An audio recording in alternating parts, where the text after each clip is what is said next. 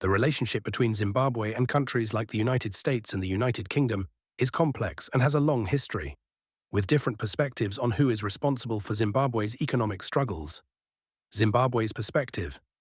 The Zimbabwean government and its supporters have long argued that Western countries, particularly the UK and the US, are to blame for the country's economic decline. They point to targeted sanctions imposed by the US and UK as a key factor. These sanctions were put in place in the early 2000s and are described by the Zimbabwean government as an embargo designed to cripple the economy and undermine the government.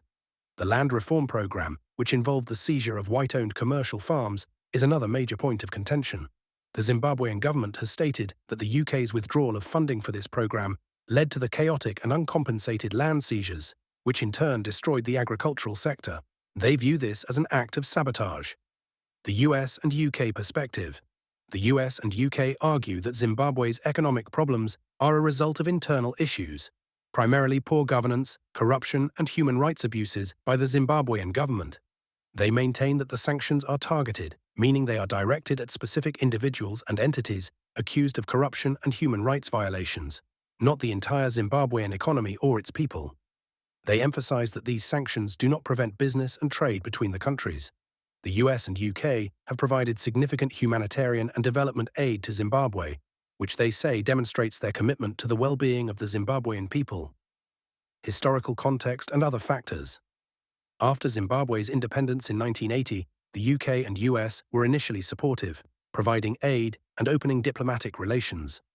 The relationship began to deteriorate in the late 1990s and early 2000s, largely due to the land reform program and growing concerns about democratic processes and human rights in Zimbabwe. Many economists and analysts point to a combination of factors for Zimbabwe's economic decline, including government policies, hyperinflation, and a loss of investor confidence, in addition to the impact of sanctions.